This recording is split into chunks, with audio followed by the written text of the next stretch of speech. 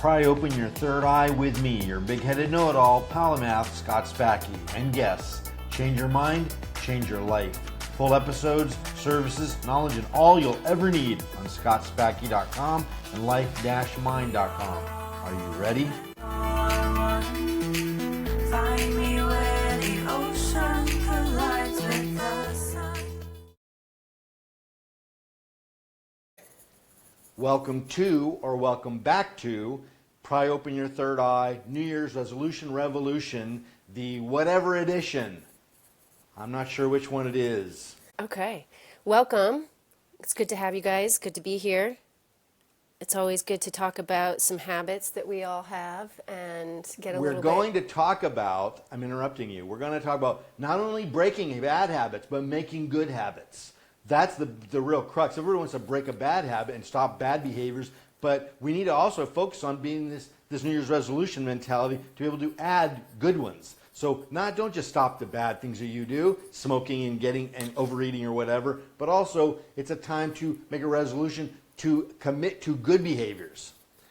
So that's going to cue that. Then let me ask you a couple of these questions. So what do you think, I'd like you to take a guess, what do you think are the industry, there are several industries that have a peak of revenue in January because of resolutions. What do you think those are?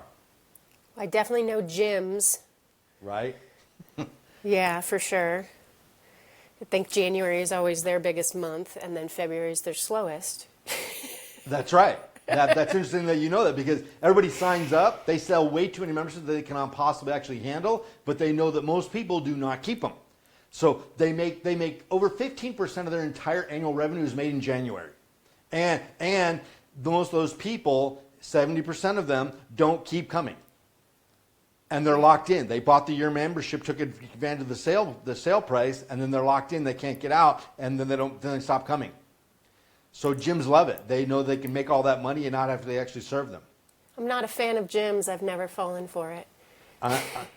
Well, careful I'm with you. I got a gym at home and have for many, many years. I got the old 80s Universal Steel gym that I work out every day. And yeah, for me it's the whole go to the gym, park, get dressed, that to me is just way too much of a headache. And so I've done that before, but it doesn't take long for me to be like, you know what, I'd rather pay the money on my own gym at home. I'm not going to commit to it.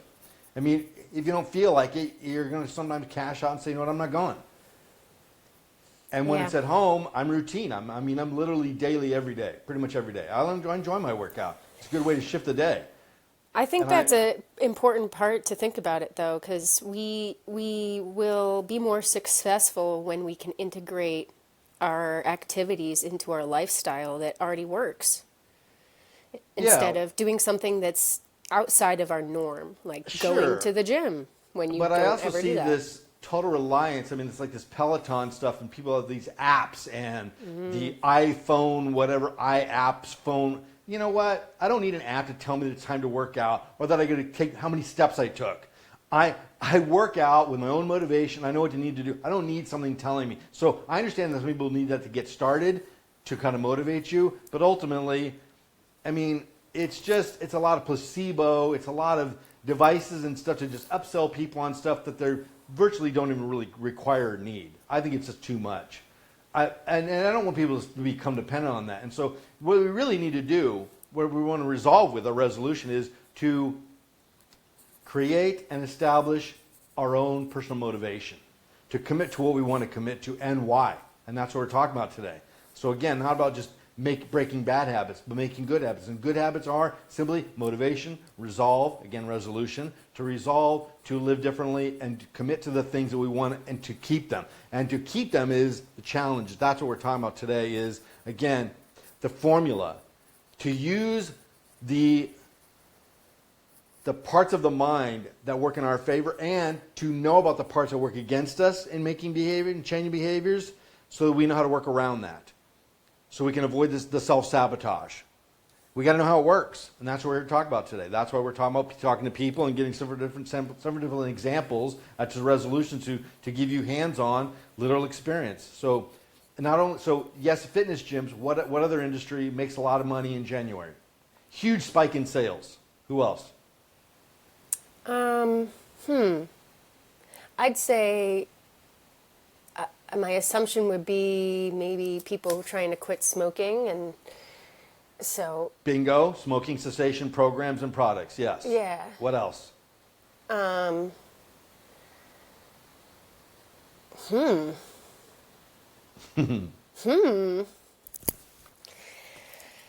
mean, I'm thinking more You're- broad here. Yeah, but you're missing the most obvious.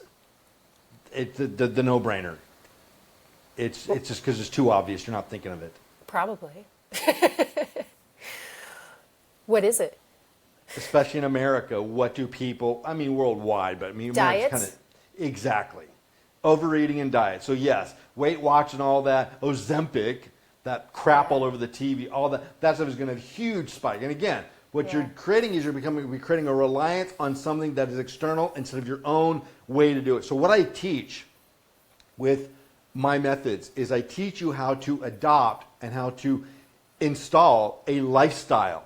My fitness, I'm almost 60 years old. I haven't gained an ounce. I'm fit. I look the same. I can wear the same clothes. I don't gain weight, and I haven't for many, many years. I never get sick. I haven't even had a mild cold, and it's got to be going on 20 years now because I have a healthy lifestyle. It's not because I follow this trend or anything else sporadically and temporarily. It's because I have a lifestyle that I stick to. And again, it doesn't require a ton of discipline. It's something that I just am. It's just the way I live. Well, the weight makes a lot of sense to me, but Yeah, I consider that as part of being like the gym membership type of thing.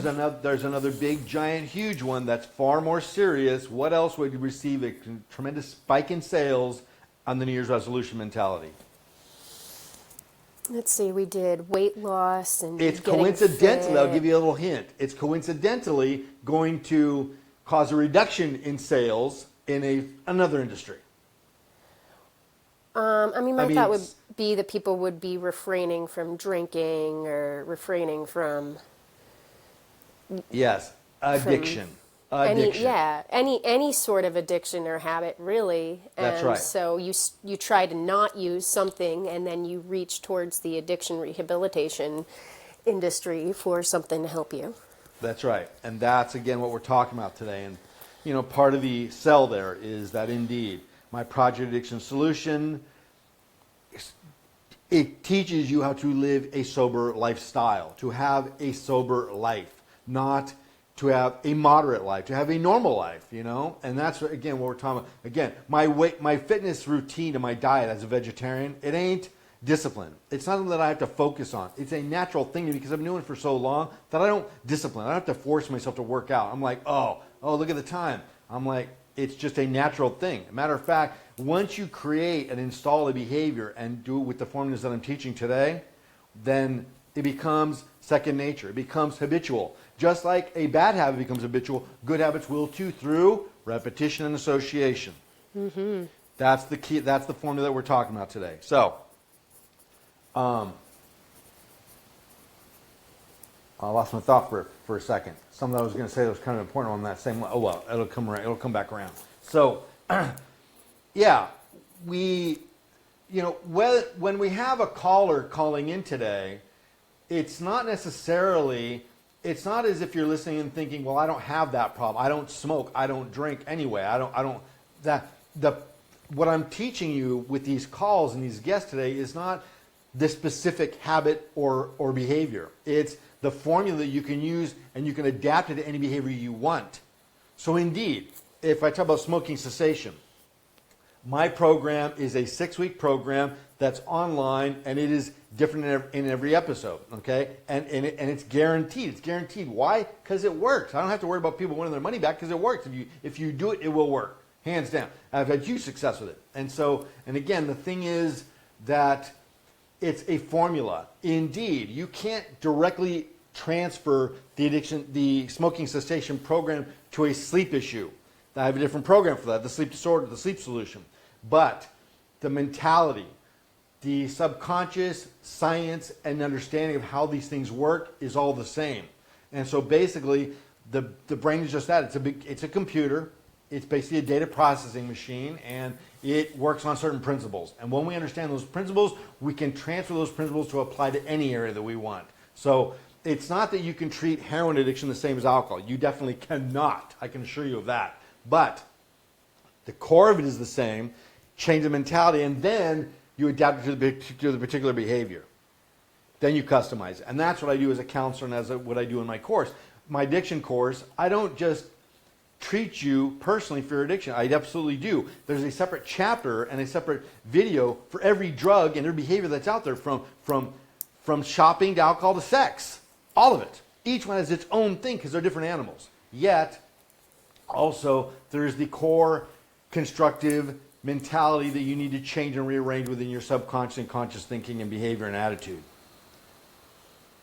So again, that's the benefit, is that anybody that's calling in today, whatever habit they want to break, that's what I was going to get to. I was going to introduce you to the habit master, which I'm going to talk about for just a moment before we get to the next person.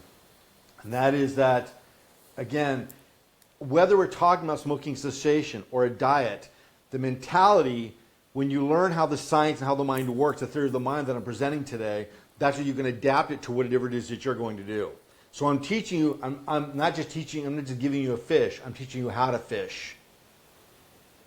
So that reminded me again about the habits. So when Project Addiction, the book, came out, I was going on tour to radio stations, TV shows, podcasts around the world. I mean, through different countries. It was a very extensive tour, right? And so my manager came up with this interesting concept, kind of both of us, we don't remember where exactly it came from, to come up with what we called the Habit Master. The Habit Master, I was going on radio shows, and so one of the radio shows I was booked on was a show in Chicago that covers the entire tri-state area. I can't remember the guy's name at the moment, but it's like the biggest DJ morning radio program that covers the entire tri-state area and all the way into New York. Like a big, huge show, right? And so I'm preparing for that, and that's when it became with the Habit Master. So the thing was this.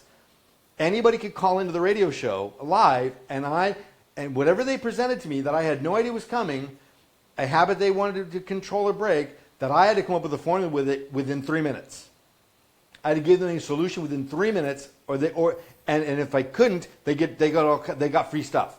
So that was, and the Habit Master was my alter ego that I created for these radio tours. And the logo, I found this old 1980s album from some lame rock band or something. I don't remember what it was, like a one-hit wonder kind of band. And they had on the cover, they had this nun in fishnet stockings with her legs up, smoking a cigarette on a toilet. And it was like bad habits. That was the name of the album, Bad Habits. So she was wearing the whole nun habit and all that, so I loved that. So that was the kind of logo we were going with. So, Nice. again, yeah. So again, what's important here is that no matter who we talk to today, no matter what we're talking about, it's not just that particular habit or behavior that we're talking about. We're talking about the core of it. So let's go ahead and invite somebody on.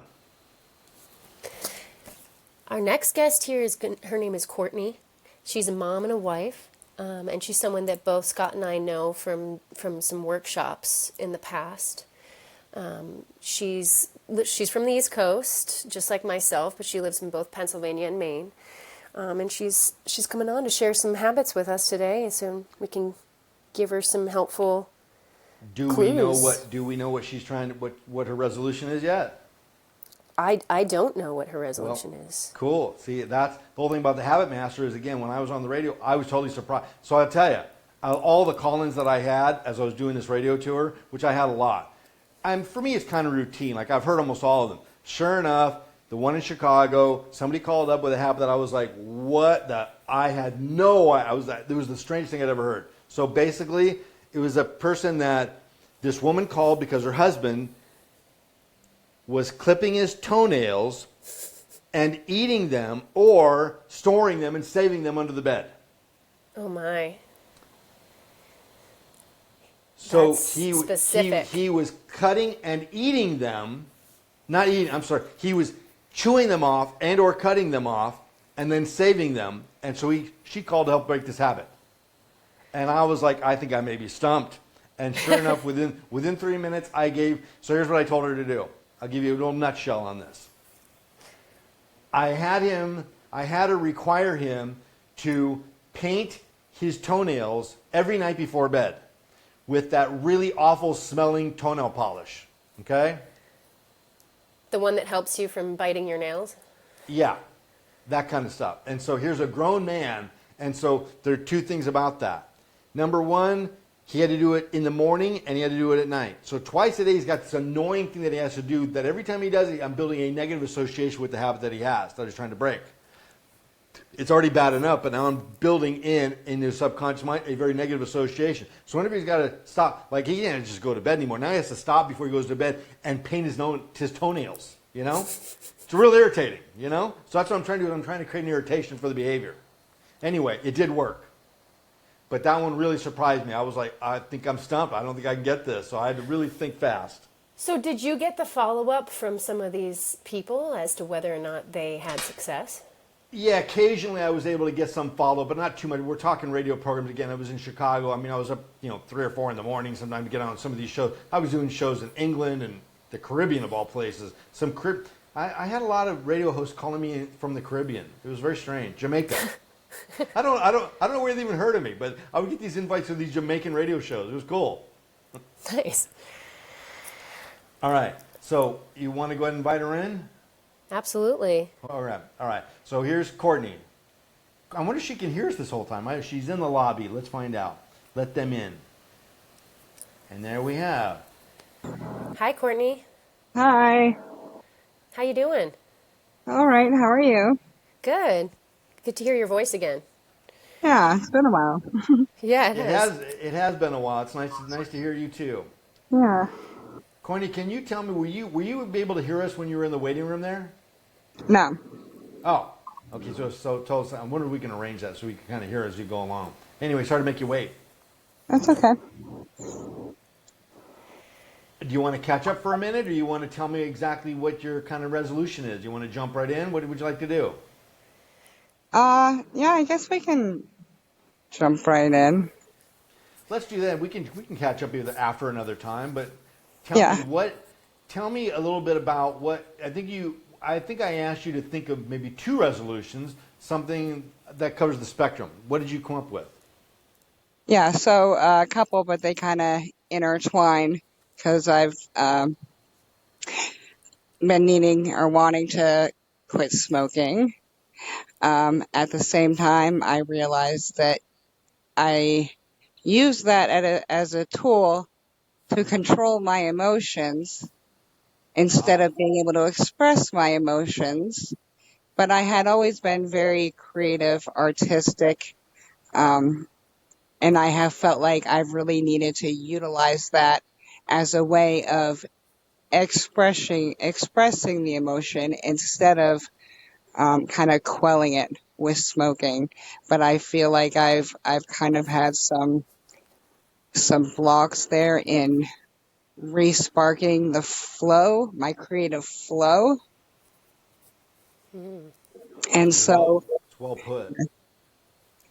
yeah, so really so my resolution is to work on kind of removing or moving through those creative blocks to be able to have that expression and use kind of that time also to replace smoking and also to kind of heal the emotional tie,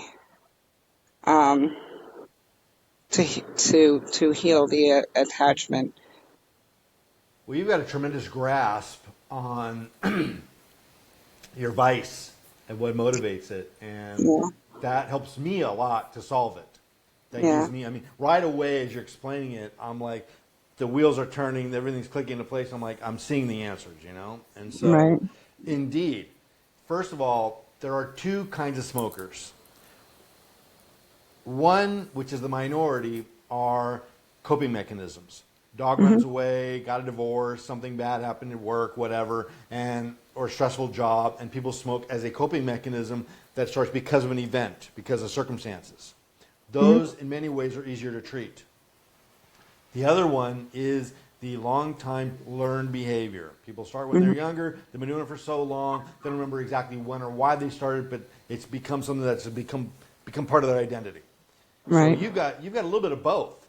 That's what I was going to say. That's what I'm thinking as you're saying that, is it's a little bit of both. When did you start smoking? I think I was like 16 or 17. So, and you don't mind me asking, roughly how old are you now? Or how long have you been smoking then? I'm 40, wait, I'm 47. 40 something. Bottom line is well over 20 years you've been smoking. I try not to think about it. Actually, I've been working on myself. So wait, no. Okay, I would have turned 47. So last year I celebrated my 46th, and this year my kids helped me celebrate my 25th. So Okay, I'm working. I'm growing. I'm not a mathematician, but I'm just gonna let that. Okay, I'm just gonna say okay. I'm working Congratulations, on happy growing birthday. I like what's going on with you over there, Courtney. That's good. Sounds like you had a good system. Yeah. So again, it sounds like you're kind of both. You began smoking when you were younger. It's been going on a very long time, but it's also, as you realize, that what motivates this, underlying it, is that you feel that you're something else you're not getting from yourself or your life, and so you use this as a way of kind of coping with it and kind of masking it. Yes. So basically, what happens then? Two birds with one stone. And again, this was kind of was what I'm looking for as a counselor and as a specialist is, can I treat one thing that's causing another? Mm-hmm. And if we solve one thing, will it automatically make the other thing go away or get better, or will it eventually kind of trickle into it? So these two things are dovetailed and intertwined together for you. Right. And indeed, here's what a part of the formula is this. When people present to me several issues, behaviors, addictions, or whatever they may be, I choose the easiest one first. Not because I'm lazy, but because what I'm trying to do is get them some motion, some progress, some success, because then we can build on that motivational feeling and that momentum of achievement. So anything that we begin with, we try to start with the smallest and easiest one so we can get feelings of accomplishment and feel like, you know what, I'm doing good here. Like I want to keep going. Right. Whereas people go with the cold turkey things over the biggest things first, they fail quickly and say, you know what, I'm not doing it. I'll give up on all of it. Right. So, and again, it's in most ways, smoking is definitely the simpler one because it's a mechanical thing. It's a physical thing, and as you've noticed, it's a placebo. It's what it represents to some parts of your subconscious mind rather than what it actually is. Mm-hmm. And that is so true with smoking because the most common reason people will state they smoke is because it relieves stress. Yeah. And the reality is smoking and tobacco and nicotine increases stress, increases your blood pressure, increases all the symptoms you get from stress, and does not do anything to relax them. It does quite the opposite. And I remind people that come to see me that smoke at break at work and they go out and smoke 3 or 4 cigarettes because they only get a short break, is that it's not the cigarette that's giving you the relaxation. It's walking outside and taking a break from where you were at your desk. Don't mix those two up. You're misinterpreting this. What you want is to get away from where you're at. And this represents, and it becomes a symbol for that. It's not the smoking. It is the taking a break itself. And again, as you pointed out, you want to replace. Whenever I can, part of my mantra within Project Addiction, the course that I have, is I'm trying to teach people, do not remove unwanted behaviors. Replace them with good behaviors. Yeah. It's far easier. Your subconscious mind will reject removing behaviors. Its job is just to protect them. But when we introduce pleasurable thing, our mind is what? Designed to pursue pleasure and avoid pain. Right? That's simple math. And so when you're removing something that you're addicted to or hooked on or attached to, that causes pain and stress. because your subconscious mind does not deal with that. It says, I want what's familiar to me. I don't care if it's good or bad. I don't know anything about that shit. All I know is that's what I'm familiar with, and what I'm familiar with is good. So Yeah. anything that's unfamiliar is bad and that's painful. So I'm not gonna support that. And so when we start to add in a good behavior to replace a bad behavior, then the subconscious mind is satisfied and says, you know what? I'm getting the pleasure I want. I don't care where it comes from. You're reducing the pain by removing the thing that I think I want, and you're giving me something else in its place. Now, let's pause for about 40 seconds so I can share something very cool with you. Life Mind Smoking Solution is a 6-week stop smoking plan. Follow this plan precisely as it is given to you, and smoking stops. That's a guarantee. You will get all of your money back. You complete the solution and keep smoking as before, and I will buy you a carton myself. Your Life Mind Smoking Solution includes 6-week smoking cessation instructions, 6 hypnotherapy sessions, audio download to your phone or your other device, email hotline access if you have any questions or concerns. My 6-week smoking solution used to be $810 when I saw people live in my LA office. The whole 6 weeks will cost you only $145. That's like 3 cartons of cigarettes. Pretty worth it. Go to life-mind.com for the smoking solution. That's life-mind.com. Yeah.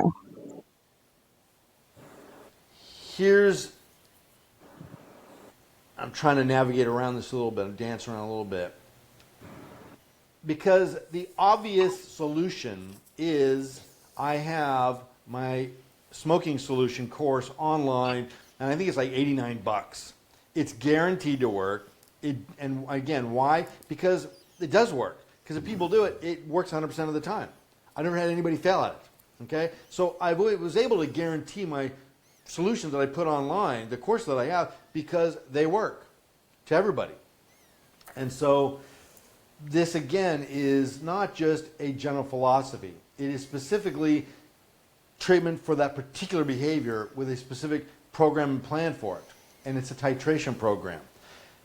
Courtney, let me ask you this. How many times since you were 16 you began to smoke, how many times have you quit smoking?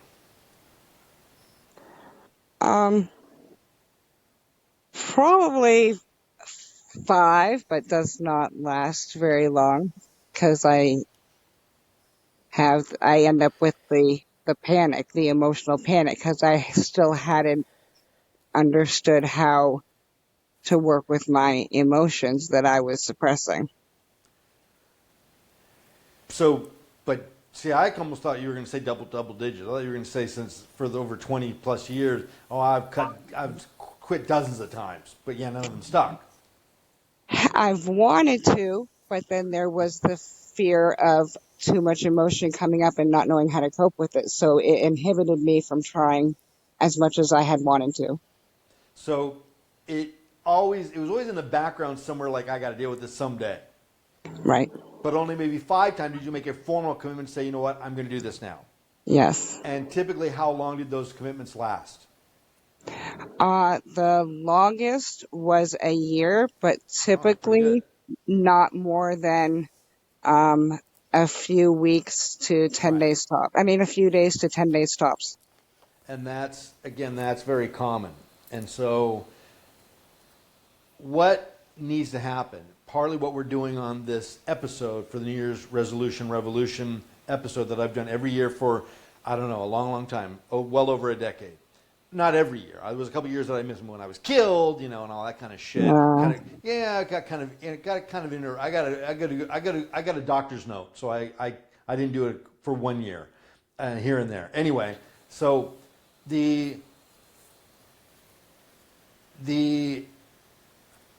I forgot what I was saying. It is the most common thing is that we make these resolutions, again, that we don't stick to them. And then we feel bad. Then we feel that we don't want to commit to it again. And here's partly what I'm hearing you say when you talk about the time that's been running in the background of your mind for so long, is that part of you is afraid to make a formal commitment to it because you don't want the feelings of failure. You don't think you can do it. So you're like, I don't want to set myself up and feel even worse for having tried and failed. Yeah, that too. So the way to avoid that is I'm not going to make a formal commitment because then I don't have to feel bad if I don't make it. Yeah. Get a little drink of water there. Hold on. So there's a whole bunch of mechanisms within the subconscious mind, which we've been talking about today during the theory of the mind, on what blocks this. And again, partly what I say in my motto for Project Addiction and these other things is, if change, part of the what's on my Life Mind website, my clinical website, is if change were as simple as making up our minds, we'd all be perfect. Yeah. We all know what we want to be. We all know what we need to do. Quit smoking, eat better, exercise, blah, blah, blah. We all know this. We're not dumb. And yet, again, if change were as simple as make up our minds, we'd all be perfect. Well, I'm just going to eat better. I'm just going to diet. I'm going to quit smoking. There's this unseen, mysterious, hidden force that's blocking all this. Now, again, the main thing is, now, in the 5 times or so you've officially tried to quit, did you do it cold turkey? What kind of method did you use? Cold turkey. Okay. All right. Well, actually, so there was a time that I tried using just like replacement stuff too, but I felt like it just kind of made me more miserable. It kind of, yeah.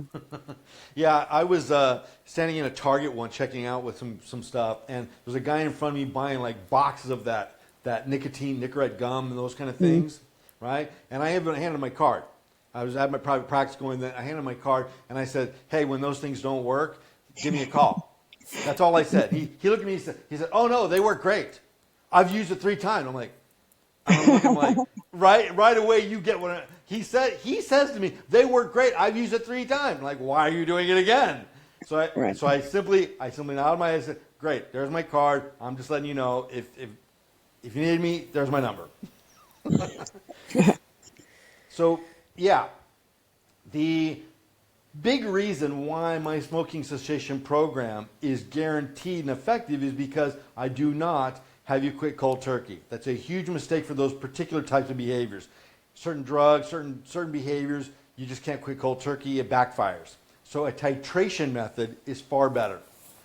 Now, the titration method simply can't be on the top of your head. Keep in mind that whatever you design a system to change a behavior, your subconscious mind, whose job it is to protect the existing behavior, is adding in its 2 cents. You don't realize that you're designing a system that's designed to fail, because your subconscious mind is trying to put in little catch-22s to make sure that it does not work.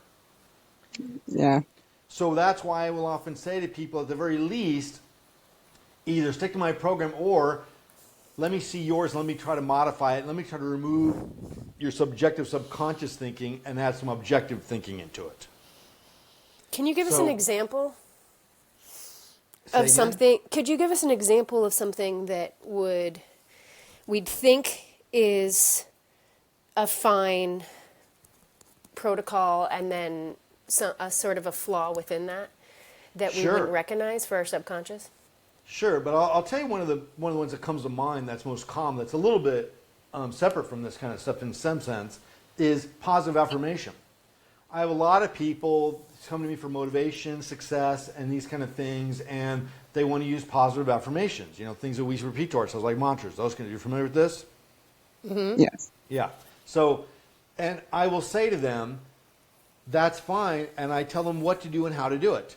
Do not just do this randomly like a mantra when you're driving your car. That's good too. But you need to do it at a specific time, which is just before you fall asleep at night. Okay, that's called the magic hour. That's where your subconscious mind is taking over and your conscious mind is going dormant. Okay, so there's a formula there too. Then I remind them, your affirmation, let's work on it together.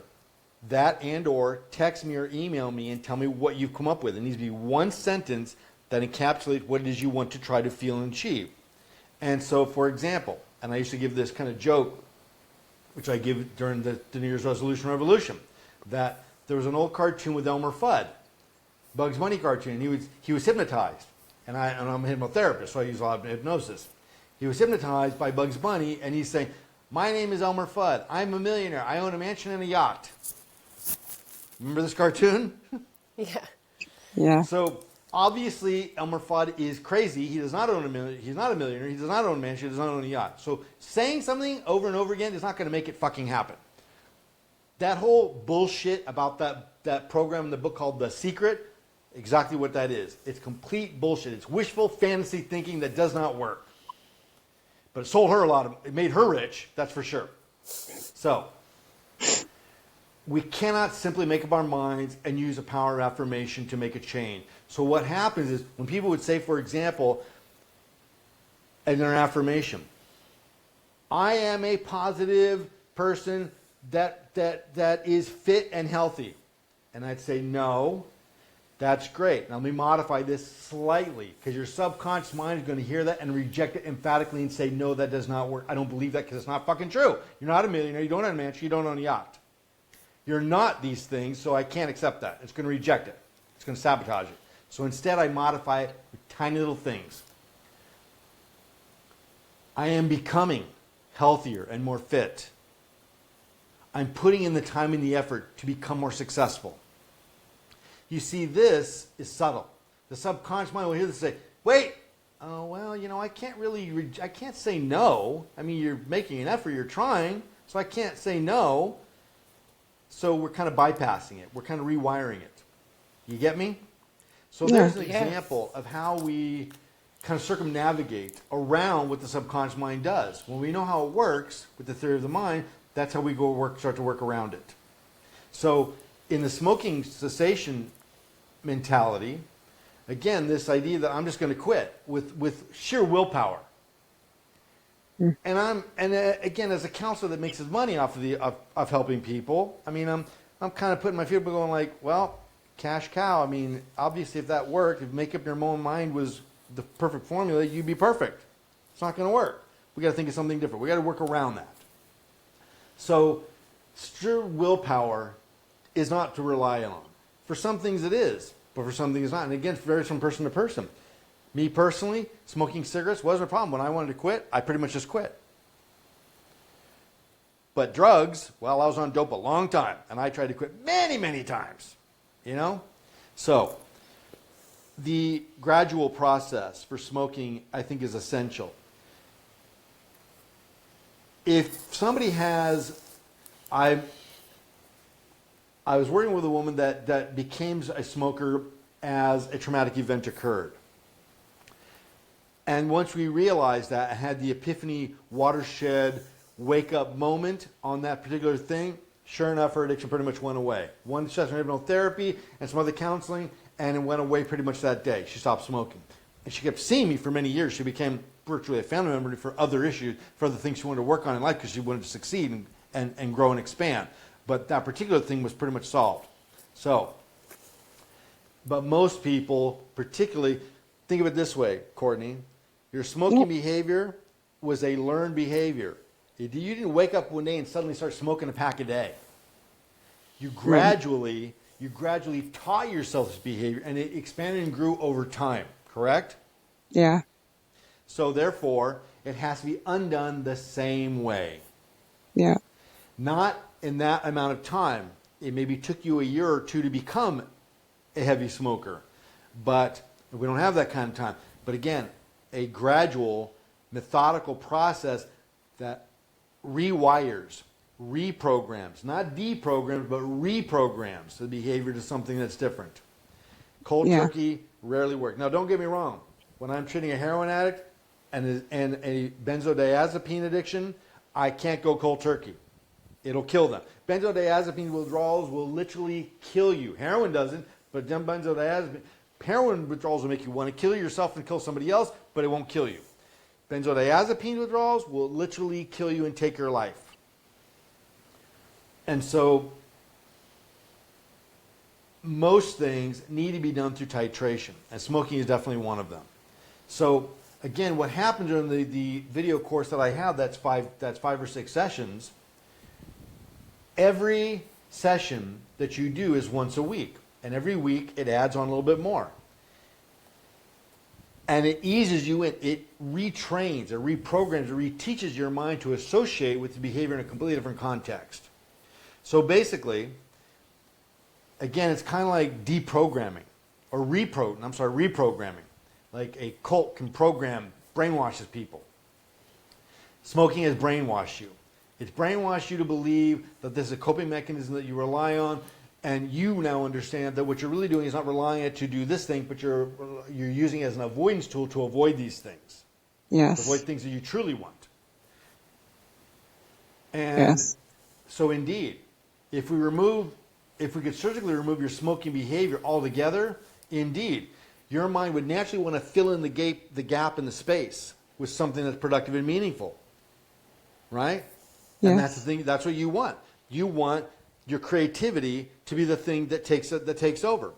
And smoking is in its place. It's too crowded in there. Smoking is crowding the space. Yes.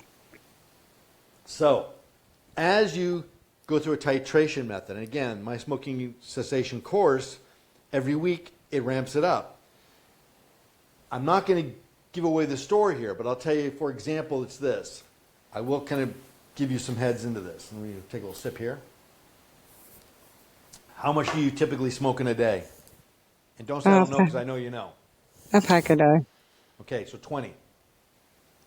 All right. So what will happen then is your first session is going to train you and teach you a whole bunch of wisdom. Then it's going to use some hypnotherapy to rewire and recondition your subconscious mind on levels that you can't quite grasp on your own usually. Some people don't want hypnotherapy, that gets the devil's work or whatever, and that's fine. They don't have to. It's not required, but it's recommended. It's definitely effective. Now, the first thing that I'm going to have you do when you're in my office and I'm working with you personally and on the online course is you're going to continue to smoke 20 cigarettes per day. People there, they're like, well, what the fuck am I paying you for? Holy shit. I mean, that's great. I get to get, all right, I love this program. And I say, but you're now going to cut them in half. Every night before you go to bed, you're going to take 20 cigarettes and cut them in half. And you're going to throw away the top parts and keep the bottom parts. Now, Courtney, let me ask you. When you smoke a cigarette that's been cut in half, how's it taste? It's too much. Pretty harsh. Yeah. So do you see what's happening? I'm building a negative association with it rather than a positive one. Right. So when you smoke a whole one, by the time you get to the half, you're kind of used to it. So it's pleasant. But if you cut them in half and begin there, indeed, it's very harsh. Yeah. So I'm creating a negative association. Plus, imagine that every night before you go to bed, you got to sit down, get out a razor blade on a mirror, like a drug addict, like a coke fiend, and cut these cigarettes in half and put them back in the box carefully. Would you enjoy that? I mean, probably not. Probably not. Probably you. Let me tell you what you would be doing. You would be cursing me, like, that motherfucker. This is so goddamn irritating. I can't stand it. I can't believe he's making me do this shit. This is irritating. Okay. Yeah. And again, what am I doing? I'm creating a very negative association. You can direct it at me all you want because I'm smiling and laughing. I'm like, that's right. You hate it, and I love that you hate it. That's why I'm making you do it. So every night before you go to bed, you got to cut these things in half. Mm-hmm. All right. And so here's what's happened. I'm giving you negative associated with your behavior because they taste like shit now. This irritation having to cut it, so you have a very negative behavior that's attached to it now. That you're building up this very negative association. The entire time it's kind of like, you know what, I hate these goddamn things. I mean, it used to be kind of fun and relaxing, and I felt kind of guilty, but now it's just irritating. Good. That's the way it should be looked at. Is it's irritating. It's bad for you, right? Now, in the second week, you're going to continue to cut them all in half, but in the second week, you're going to throw away, I don't remember what the number is. It varies from person to person, whatever the number is. There's a quantity, so you're going to literally throw them away. So we've already cut your smoking and nicotine intake in half by cutting them in half. You now have half the amount going in, so you're getting healthier already, right? Now in the second week, you're going to literally take a certain quantity and throw them in the trash. Now, that doesn't mean that you can put them aside for next week. Nope, you're going to buy the whole pack and you're going to throw them in the trash. You understand why I'm asking you to throw them in the trash?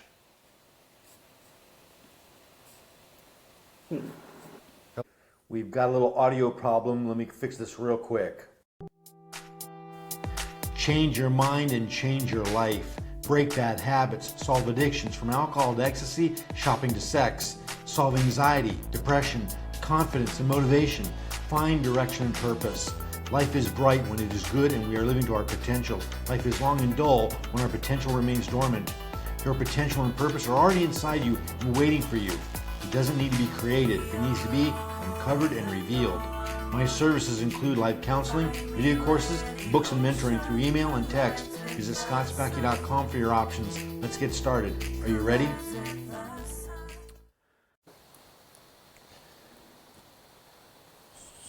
Why is this? Okay, so what happened there is something went wrong with the audio. We were all online there, and suddenly I just felt dead air, and sure enough, as I looked at it, everybody was gone.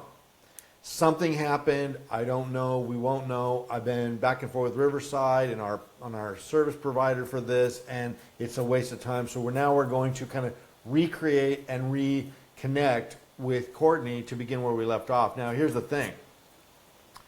This morning, prior to this continuation, I went and kind of reviewed the part that we did have, the first 44 minutes, and good news, bad news. Well, maybe it's all just bad news. I don't know. So the majority of that recorded session was just you and I preparing and introducing her. So she only came on about 20 minutes. We were together introducing and getting ready for about 20, 25 minutes. And so we didn't actually get into the session. So the bad news is that almost everything that we did with Courtney was cut off and was lost. But the good news is that since it was all lost, we didn't really lose.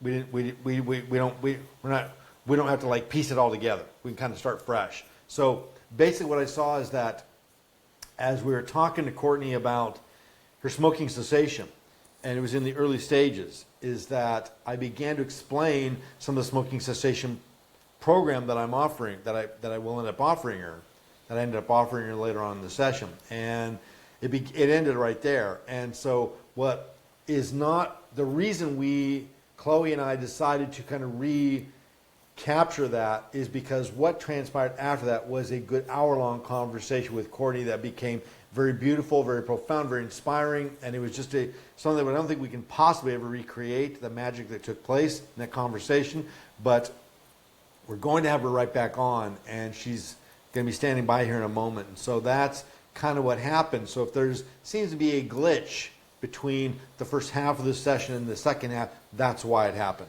And we're going to have another little glitch. Now it says not bringing you up, it's just opening the app. I don't know. Hold on a second. Can I pause?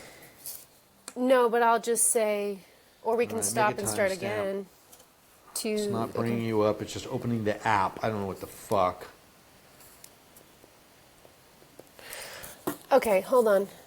Get through Riverside. Can you get a new link? I don't know. Should we just do a whole new one? Can you schedule a Yeah. whole new one? Yeah, hold on a second.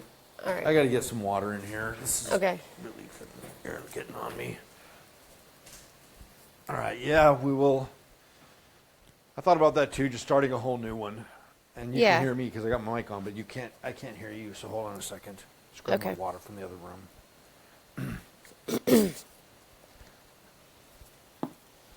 Yeah, I mean, if it all just falls apart this time, I'm just going to figure that the Courtney content was just not meant to be. So if I do that, that means that I have to restart the entire thing. That means everything we just did will be lost, which is okay, I guess. No, it won't. Can you hear me yet? Okay, wait. How do I get a link? Just There do. Oh, Can here you we go. hear me yet? Invite. So there's an invite tab right there at the top. Share link. Invite via email. She comes right up in there. Send invite. Should be real simple. I will also copy the link and send it to her that way. So I don't know what's going on. I mean, it says you got it and she got it too. I don't know. Hold on, I'm telling her I re-emailed it.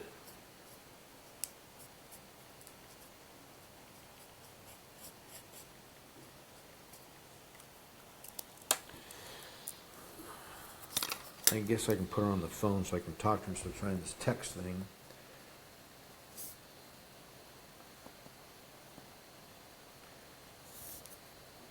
Yeah, it says just opening an app, and she says my link is invalid. Okay, let's start again.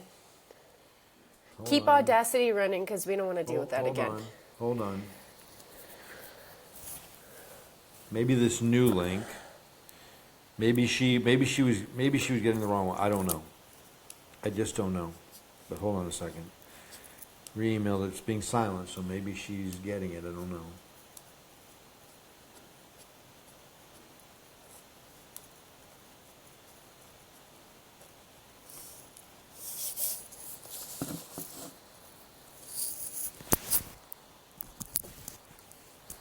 Gave her another link. Email it again separately. We'll try to call her. Yeah, I'd rather just keep this one going and take all this shit out. You're making a note of the timestamp anyway, right? Yeah, it's at 2 minutes and 30 seconds. Oh, are you calling her? Sorry, I got it that time. Yeah, you got it? Okay, we'll see you in a minute. We're ready for you whenever you're ready. I'm linking in. It says it's waiting on you. Oh, okay, cool. See you in a minute. Now she's waiting on me. Okay, at 6, I got a timestamp here. Bring her in. All right. I'm not seeing her waiting to get in. There she is. Okay, there we go. Courtney, we can actually see you too. You want to be on audio? You want to be on camera? No. Okay. Well, it's nice to see you. Yeah. It was for a brief moment there. It was nice to see you. Thank you. So funny because seeing you on video, I kind of assumed you could see me too, but I'm not on camera. So Yeah, I anyway, couldn't see you, but we no. finally got that little glitch worked out, and so we are determined, aren't we? We've already been sabotaged once with your recording. Yeah. Now we're already having some other sabotages, and we will persevere. Yes. Hey, Courtney, how's it going? Good. How are you? I'm good, thanks. Good to talk to you again. Yes, you too. And that's all it was, just an excuse. It all went fine. I just wanted to talk to you again. Yeah. So what happened was this. Let's go ahead and start. So make a timestamp here, Chloe. Got it. All right. So what happened with Courtney was this: is the recording stopped out of nowhere. I was suddenly aware there was dead air, and sure enough, confirmed that had lost both of you suddenly out of nowhere. And so I went back early this morning and listened to the recording that we had, and most of the entire time we spent together was gone. And Chloe and I both agreed afterwards, we don't know how you feel, but both agreed afterwards that the last hour of our conversation, which was only supposed to be maybe 20, 30 minutes, was very sweet, very intimate, very, very nice, and we just thought it was just too good to waste. We're very upset that the whole thing got deleted out of nowhere. Yeah. So we wanted to invite you back and try to not recreate that, but in some way definitely kind of redo some of the content that the conversation that took place. So where it cut off was this. Apparently, I had just explained to you the very basic fundamentals of the smoking cessation program that I offer. And it was just, and I said something about cutting off. About cutting cigarettes in half and throwing them away. And I think the last word that I said before it cut off with you, before it cut you guys off, was, "Do you understand why I'm asking you to throw them away?" Okay. Yeah. And then there was nothing. So does this give you some recall? I mean, there was so much around it that I don't necessarily remember everything that was beyond that, because we talked for like quite a while. Yeah, and that's the thing. The best part of our conversation took place just after that. Yeah. And the thing is, once it came back on, once I got everybody back on, I forgot to press record. Oh. Because we were recording the whole time, so it just didn't even occur to me. Yeah. So again, the conspiracies, man. Something was out there sabotaging us, and I think it was somebody in the White House. That's what I think. So let's just, again, let's not try to recreate or try to remember that so much. I just thought we'd kind of pick up where we left off. And so that's why I'm bringing up where I know that we left off is that it was basically in the beginning, part of our conversation. And you had stated that your New Year's resolution were two things. And one of them was the smoking cessation, to stop smoking, right? Yes. And so I was explaining to you that smoking was not a spontaneous decision one day. It was a learned behavior. That the addiction of smoking cigarettes is a learned behavior. It takes place over time. I was explaining the process of repetition and association. Does that sound familiar? Yes. Okay, so something we do over and over again while we're associating with this quality with it, that it is so supposedly a good thing.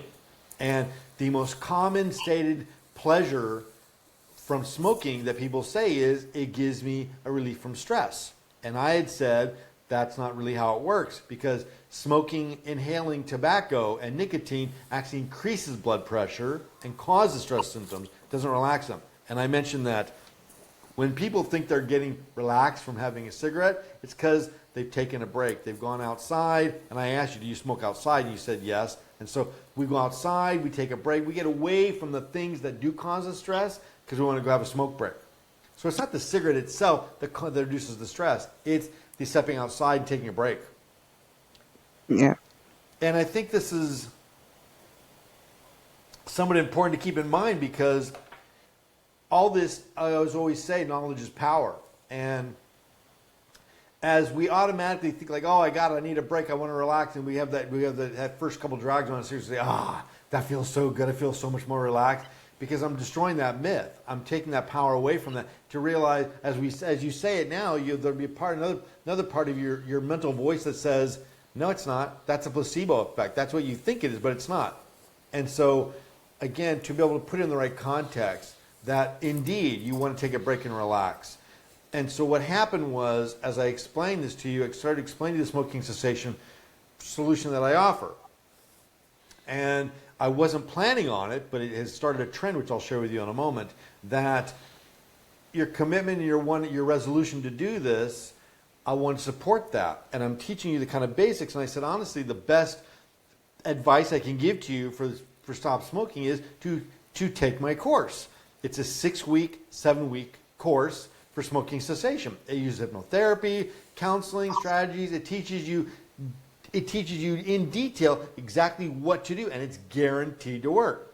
And what we did on this session that was deleted is I offered to give you that for free, because I want you as my guest and as a dear friend, so that I care a lot about. I want to give that to you as a gift for you to have. And that's kind of where we were at with all that. And so again, that is when we talk about some of the basics, that instead of going cold turkey, we're going to use the titration method to slowly wean yourself off of this habit, to the point where if you do it properly with this program that I've designed, which I've used for years and years and years. I mean, I've had nothing but absolute success with it. People are blown away. They're like, yeah, I've been to hypnotist before, and they weren't able to do anything. I kept smoking.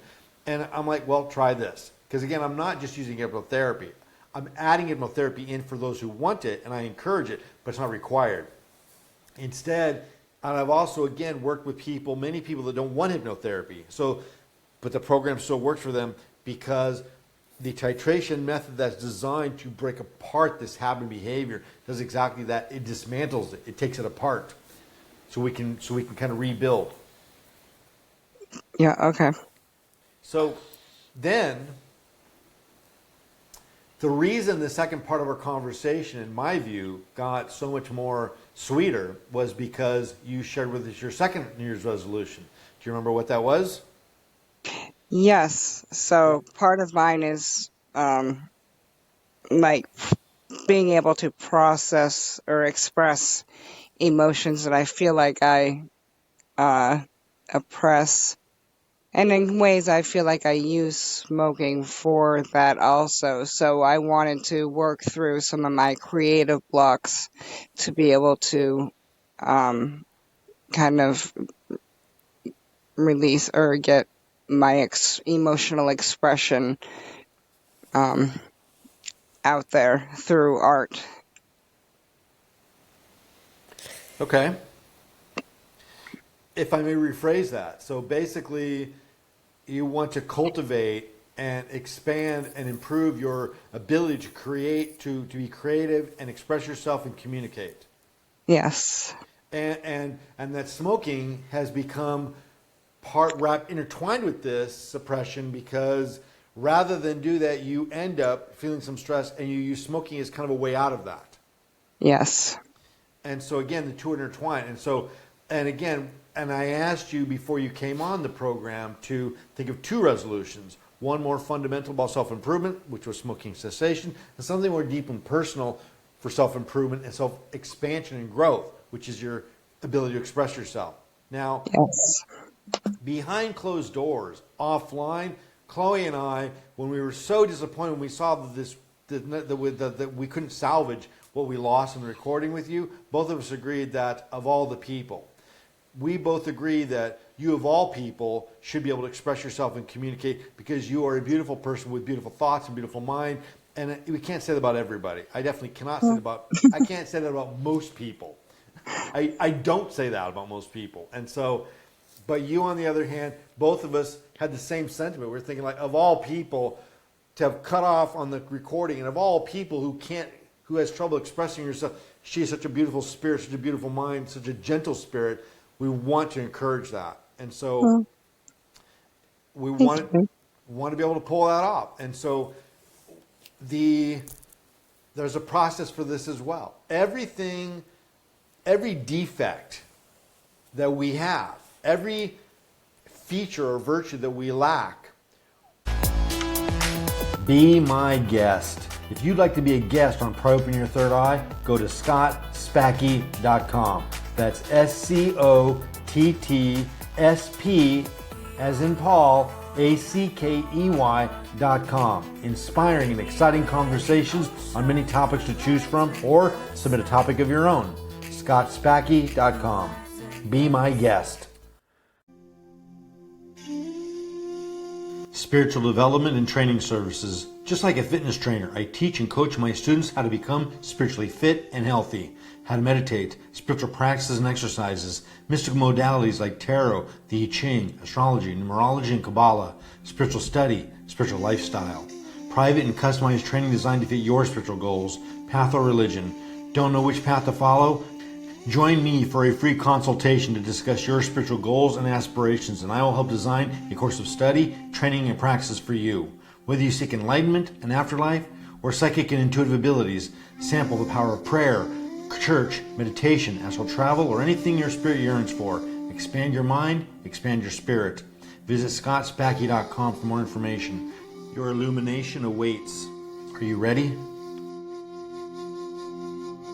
We can cultivate. We can install it. We can't, and again, as I mentioned earlier in the first recording, that if change were as simple as making up our minds, we'd all be perfect. We can't simply say, from now on, I'm going to be a new person. I'm going to be this. I'm going to be that. I'm not going to smoke. I'm going to be expressive. I'm going to communicate better. It's not that simple. We want a process that leads us to this, because here's what happens. Courtney, there's a part of your mind and in your spirit that is afraid of that has some way of resisting that, because it doesn't feel you're either worthy of it, that you're not good enough to do it, or that it'll have a backfire experience and you'll regret it. Right. Does that make sense? Yeah, yes. And so we can go through the history and find out, well, let's see what happened in her childhood that made this kind of fear reaction to be able to express herself. Let's not even bother with it. Let's not get Freudian. It's too deep. Right. Most modifications to our behavior can be done symptomatically. We don't need to go for what we call cause in my business. Going for cause is just that. Go Freudian, go back to the childhood and all that kind of stuff. That's a long, long route. And it also will often reawaken the fears and concerns that we have. And we don't want to avoid that. So symptomatically, usually most things can be treated symptomatically. We can change things about ourselves and change the way we react to them in a different framework, and that will allow us to be able to interact with them and be able to utilize them.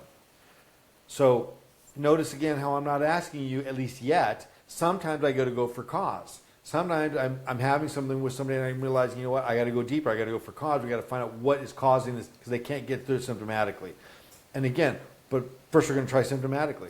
And the bottom line is, again, in many ways, who cares what caused it?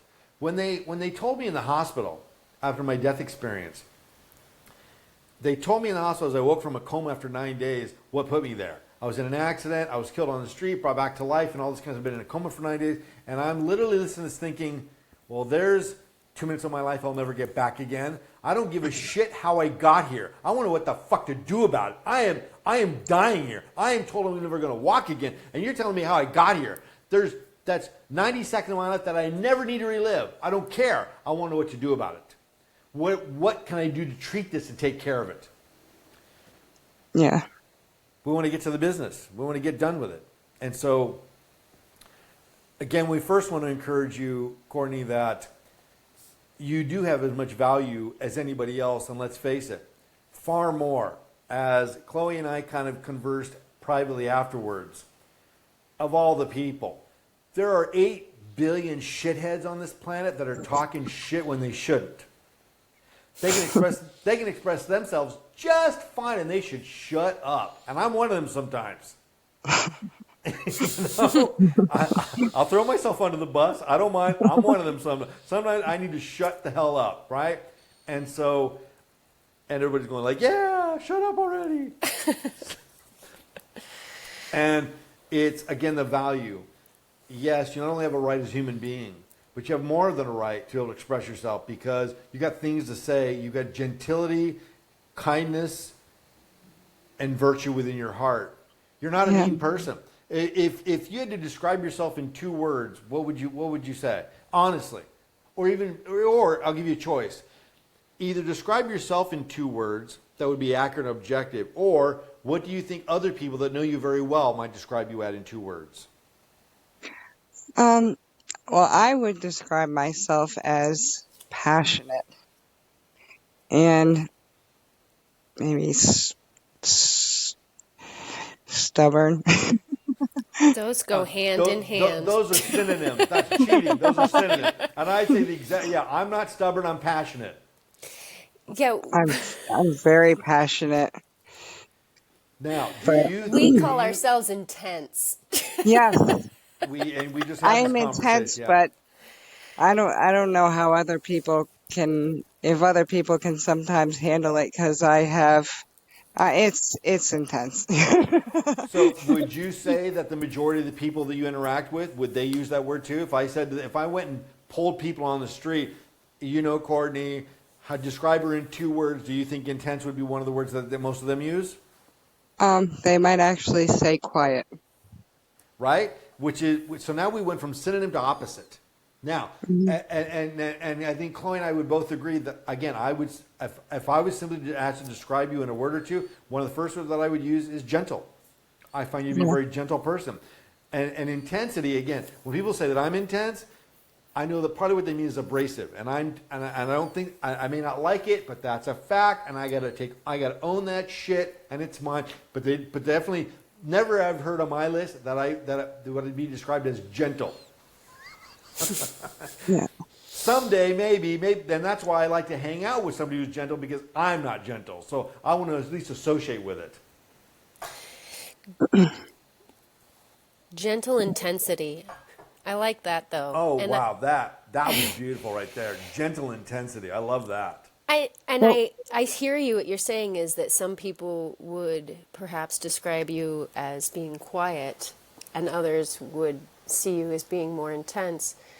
We really did just have this conversation, just the 2 of us, about how intense is a word that we would describe ourselves, or that others would describe us as. And it has this character quality that can go either way, of being almost overbearing to being just passionate and committed and invested. But I think what is interesting, and what here's what we were referring to with you, Courtney, to talk to you and not about you without you here. I've always found that you ask really great questions, and that they have layers to them. So you're obviously thinking about things. Yes. And at a deeper level. Oh, yes. So I really resonate with that myself. Yeah. And I'm sure. very deep. Yeah. Yeah. So I think that's that's wonderful. And it can also maybe be I'm going to speak for myself because I don't want to speak for you. It can be overwhelming for me too, because then we're not sure how we're going to come off to the world. Are they going to Yes. take it the wrong way? You know, am I too much? Instead of Right. just being confident about who we are. We are who we Right. are. We've got something to say. Take it or leave it. But there's an insecurity in validating myself of, Right. you know, if you don't like what I have to say, okay. Yeah. Right. So I have that passion and that depth, and it kind of just like really just like builds itself inside of myself, but there's like that inhibition to express it because of like not knowing how others will take it. I mean, those closest to me, like I might express a little bit more, but I still inhibit myself some.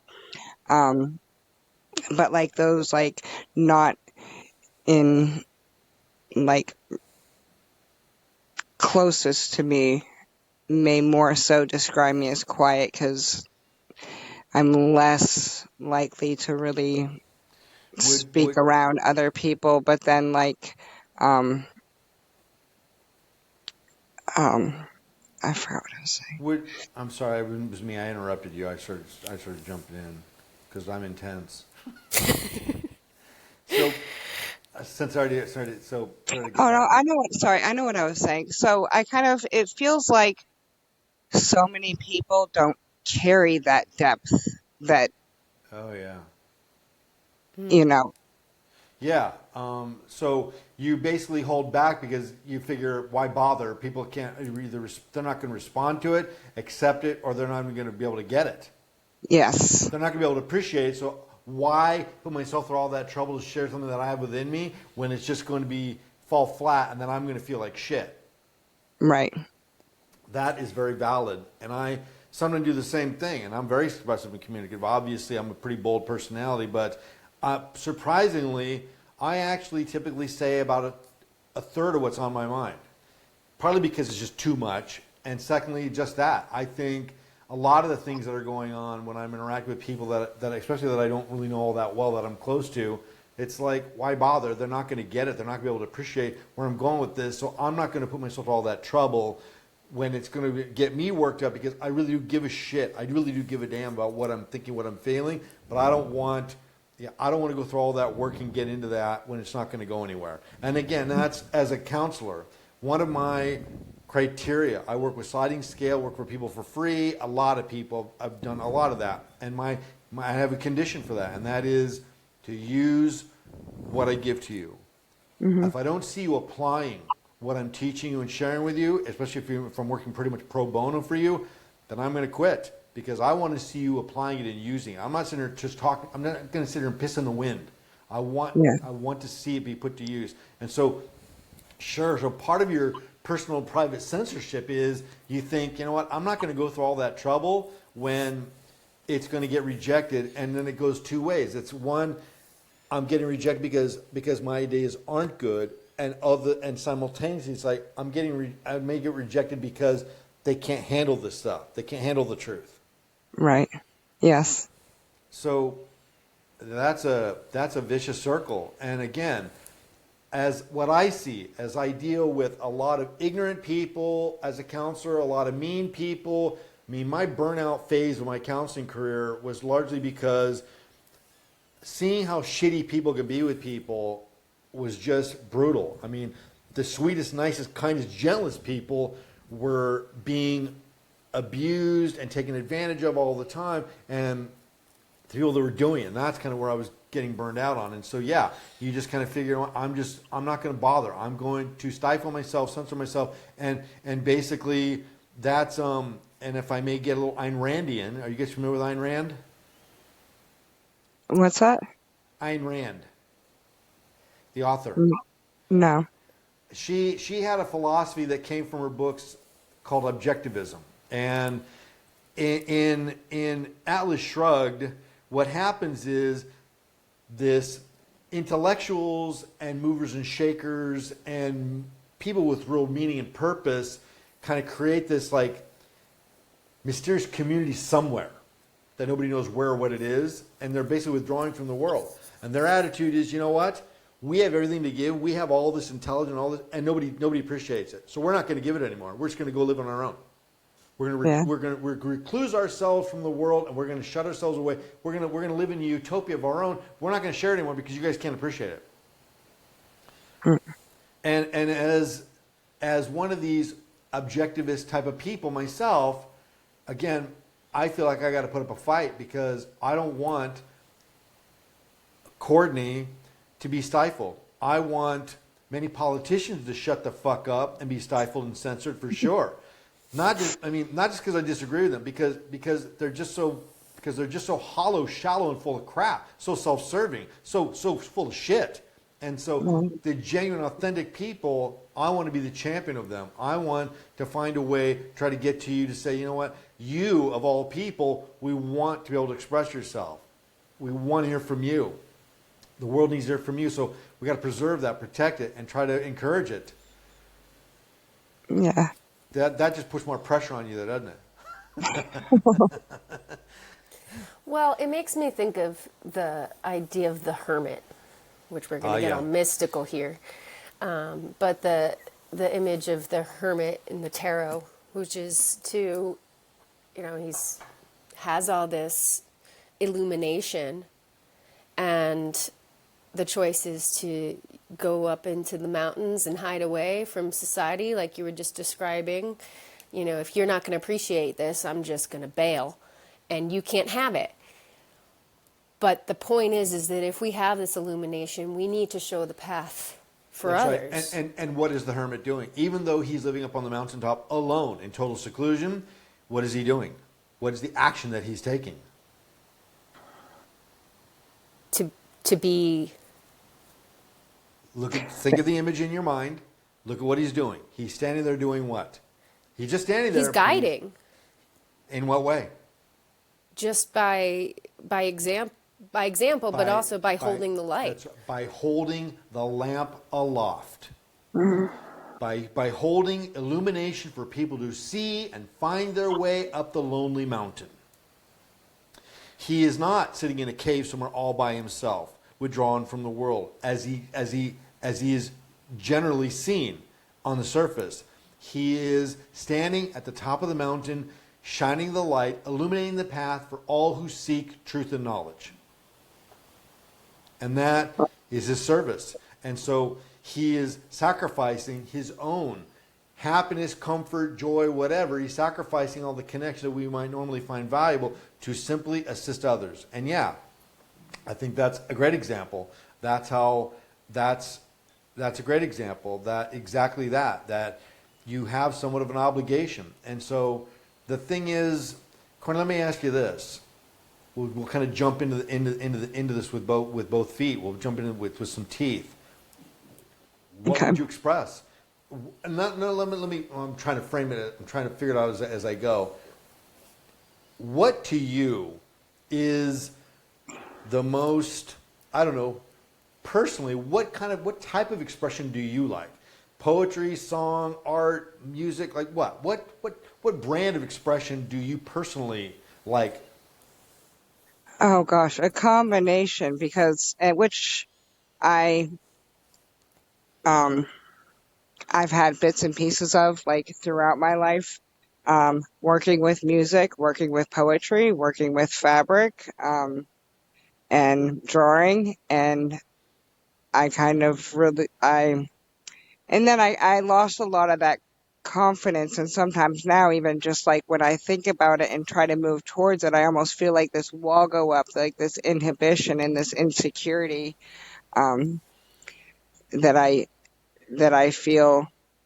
But I have I've utilized so many different modalities, like when I was younger, and I want to kind of recultivate those without fear of,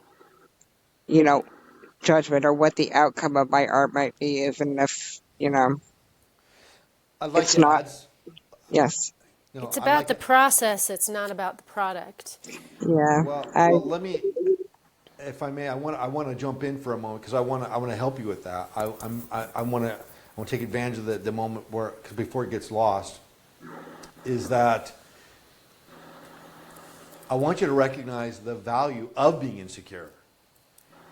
The suspicion that what you have to offer is not necessarily valuable or worthy. Listen, if I may speak as of Chloe, like she's not in the room at the time.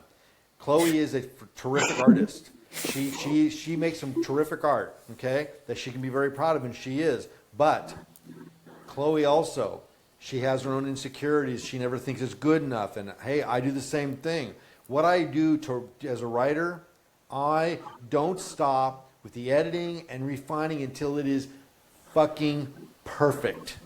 And here's the thing. So your insecurity, all that is driven and motivated from a source of, I want to make, I'm not good enough, it's not good enough, I got to make it better. And so perfection and polishing happens out of that fear because you're not sure and confident with it. And so it makes you cautious, makes you more meticulous, makes you more dedicated, makes you more effective.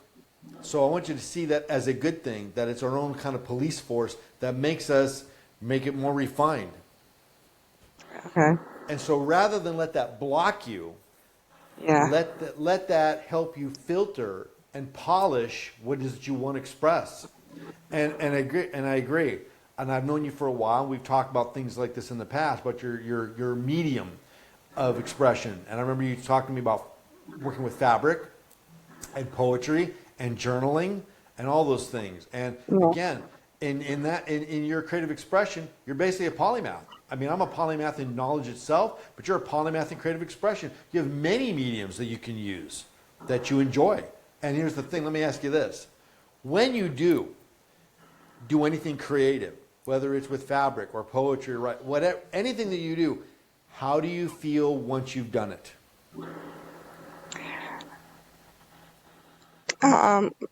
Calm inside. I feel like I've accomplished something, even if it's not. Sometimes I work in bits and pieces, but even having done something within it, I feel a little bit more accomplished and I feel calmer inside. Um, So it's cathartic. yes. It purges you.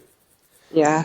And that's, listen, if I don't write for a long time, I swear to God, I'm going to spontaneously combust. Yeah. I mean, I literally feel like I am imploding upon myself, that I'm disintegrating, that I'm getting devoured.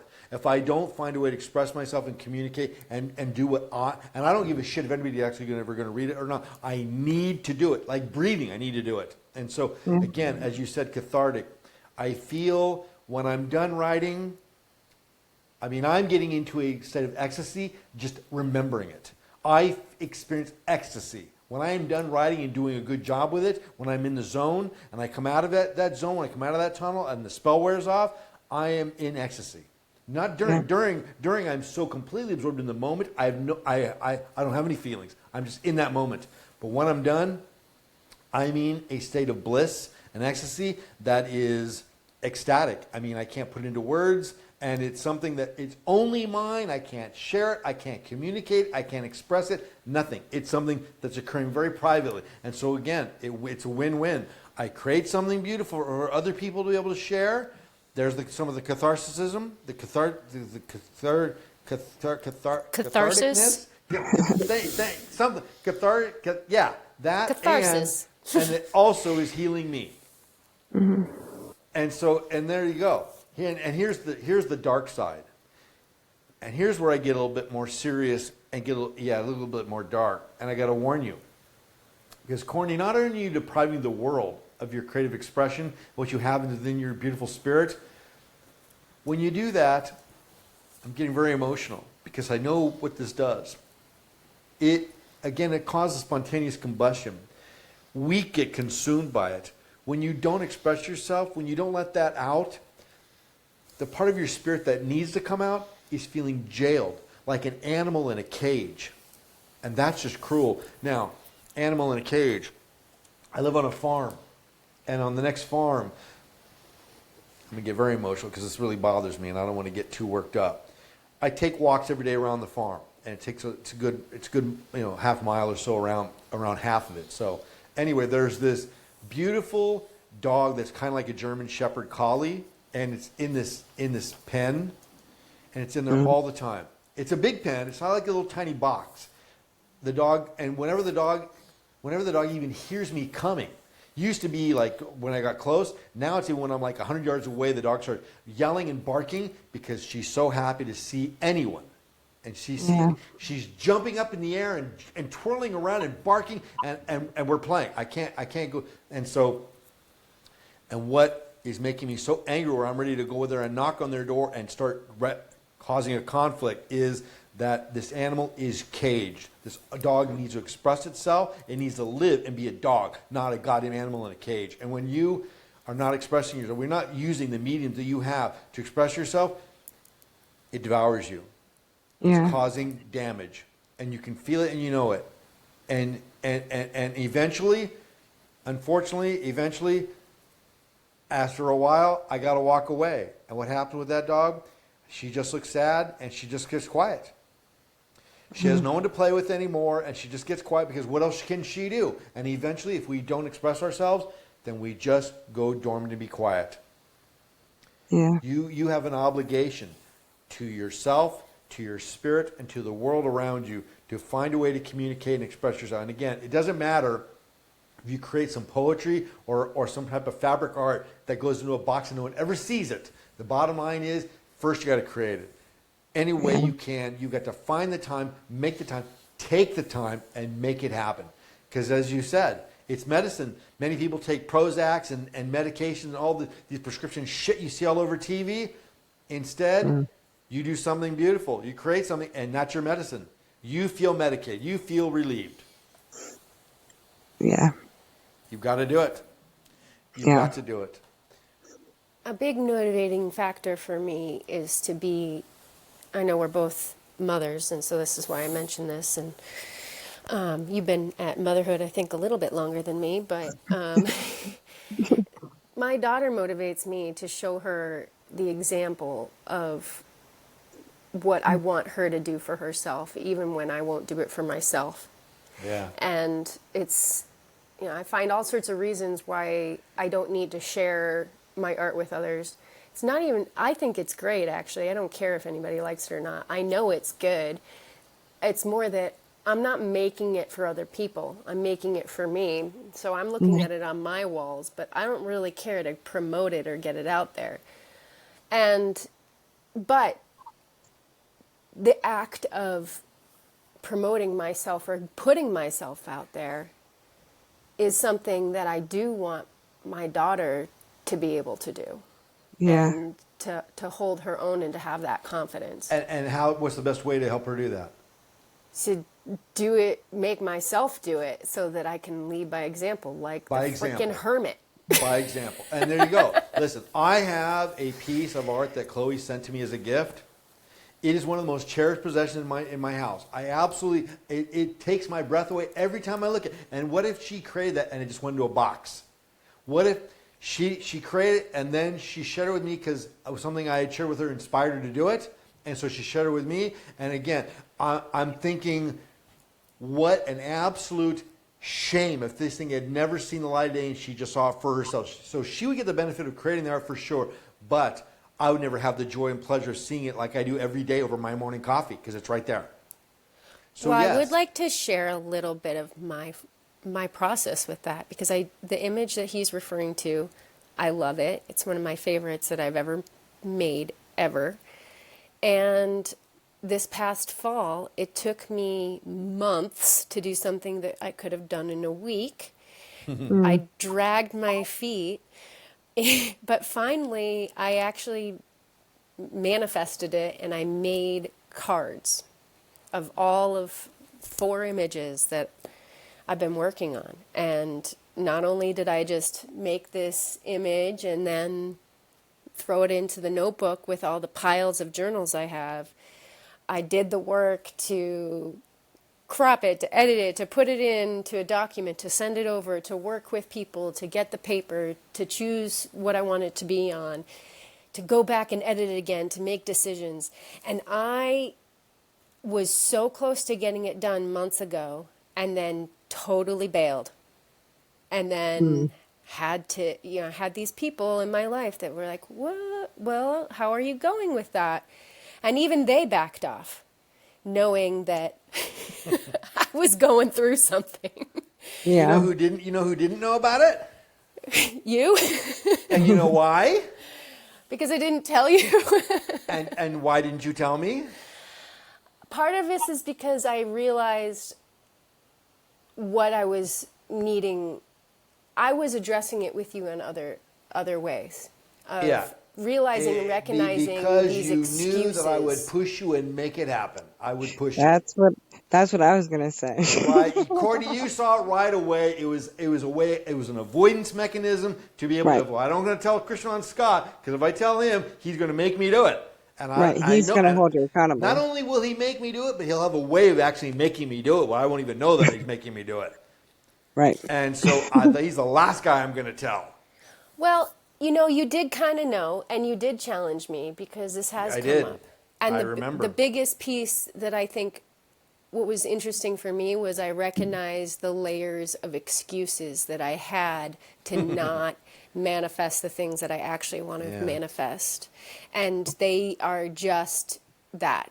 And when I saw that I was just coming up with excuses, I didn't have any weapons against myself or any defense, anything anymore, but to just see myself for who I was, which is you're just being lazy and you're coming up with a reason to not do this. So until you come up with a better reason that really can convince yourself of, of this, just do it.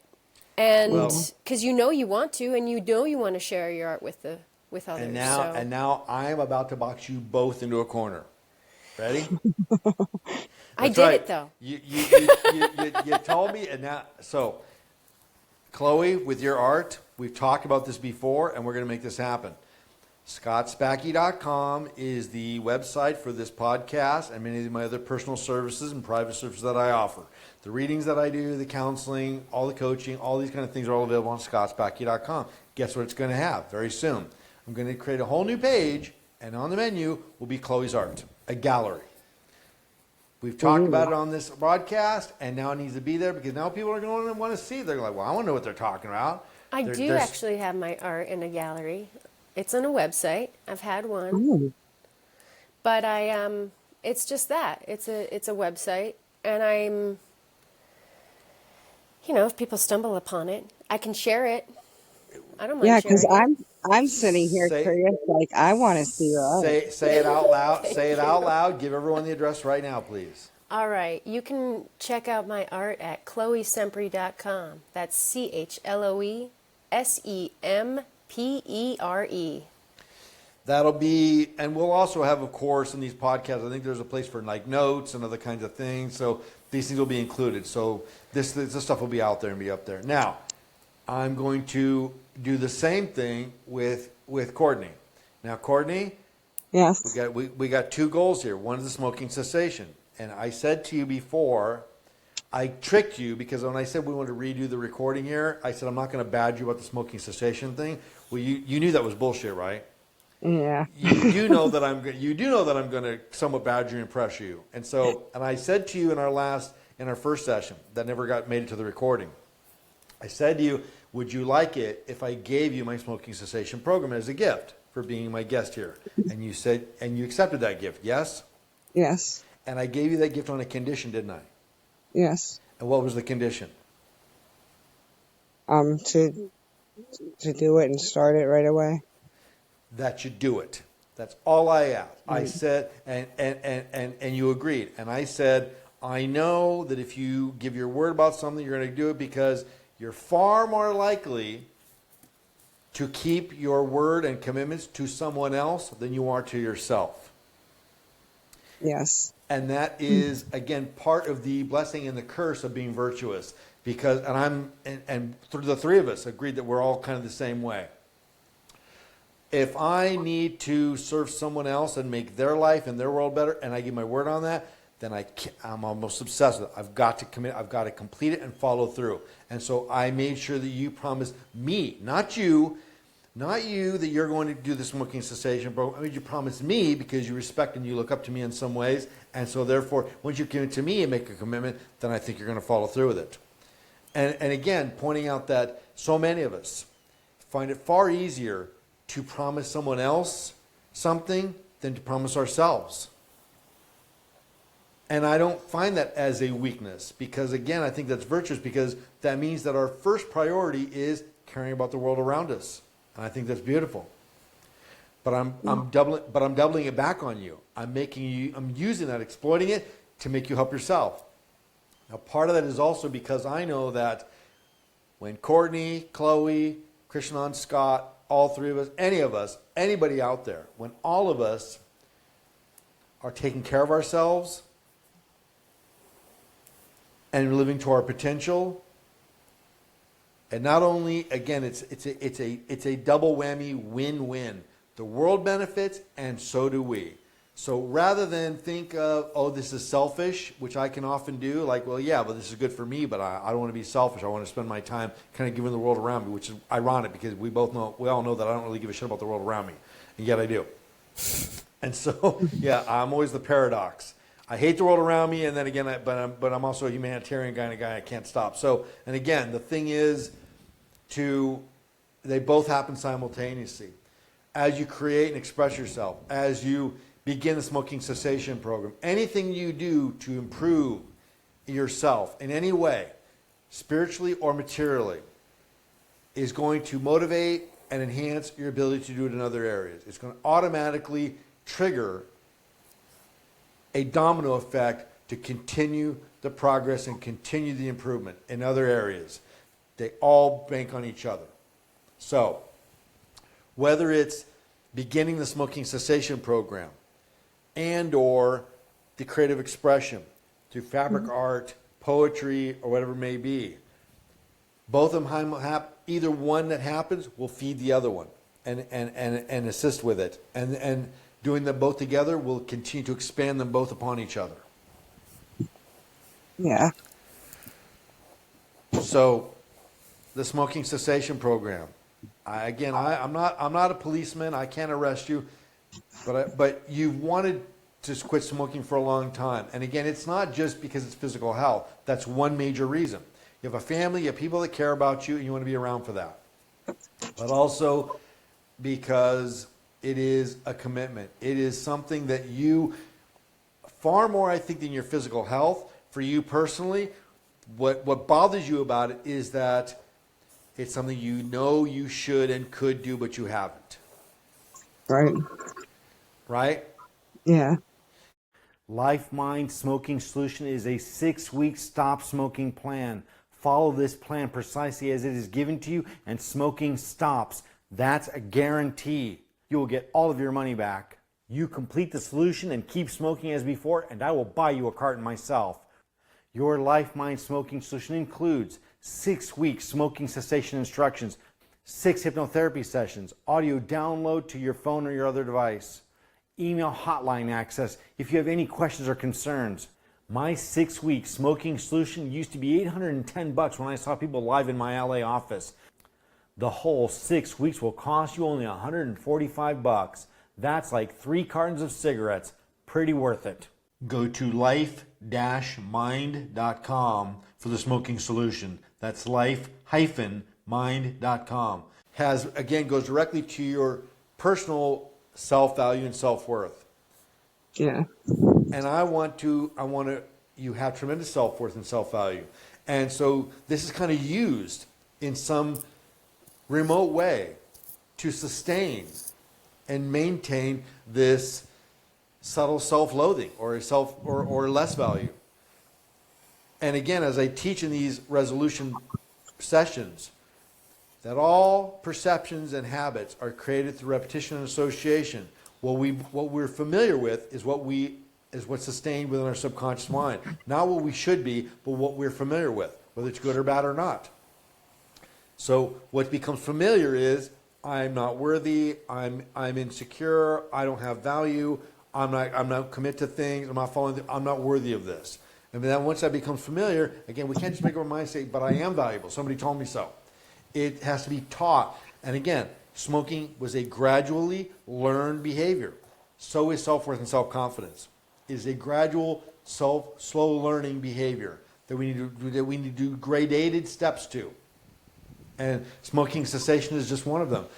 By taking the first class, the first course in the video course that I'm offering to you, by doing the first one, you'll not only feel motivated, but you'll also feel obligated. You'll think, you know what? I already invested time, like I got to stick to it now. I know you're somebody that, as you said, you're very passionate, you're intense. Once you do things, you got to keep doing them. You got to follow through. You don't like people that don't follow through, do you?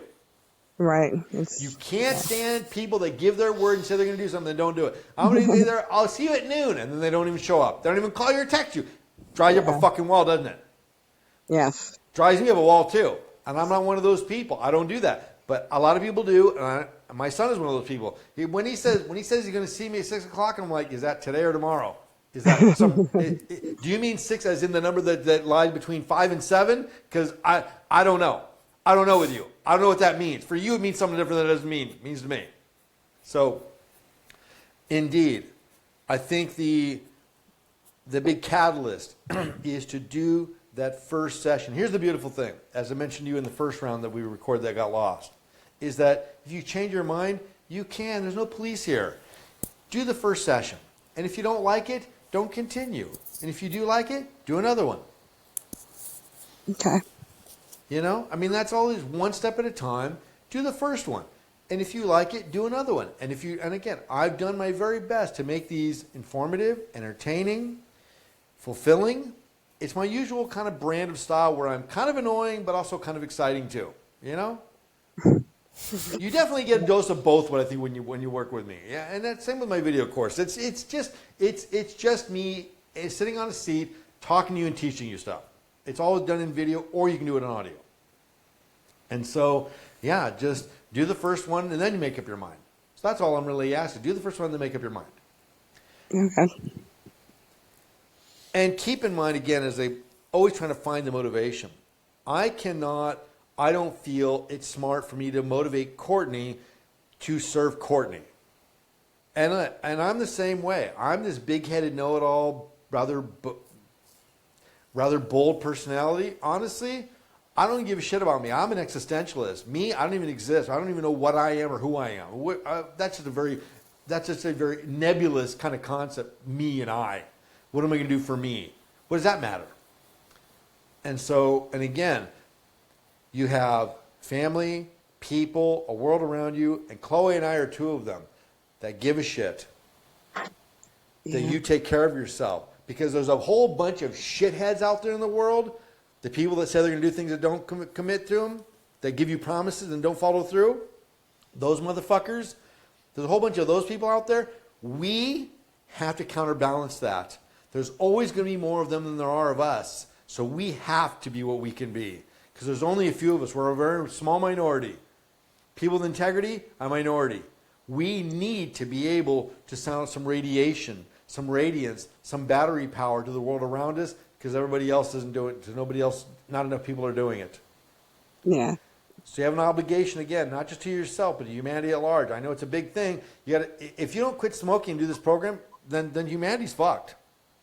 I don't want to pressure you, but you know, do you see that basically you're the savior to humanity by doing the smoking cessation program. If you don't do it, everybody's fucked. The world's They're going on to end. their own. Yeah, fuck it. Let them. You know what? Let me buy you a carton. So, I wanted to mention one thing that did get lost in our previous conversation that I also want, you know, Courtney, I've been thinking about you since our last conversation, that by the time that we come around to really making these changes in our lives, we've already done so much of the work. And what we were all kind of laughing about was that, you know, Scott contacted you out of the blue, it seemed, but you mentioned you had been thinking about reaching out to him.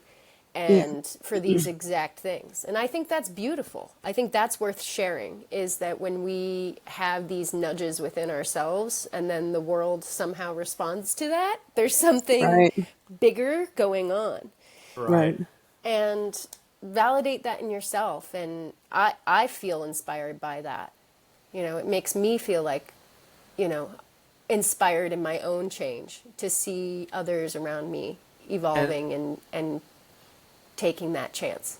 And that's when yes, when you had said that was, I'm so glad you remember to bring that part up, because that was lost. That when you said that by the time we decide to do something, we've been thinking about it a long time. And that's when I got to introduce one of the mottos, one of the catchphrases that I have for my Project Addiction course. Not the smoking cessation, but the Project Addiction one, which is, by the time you realize you are an addict, you've been one a long time.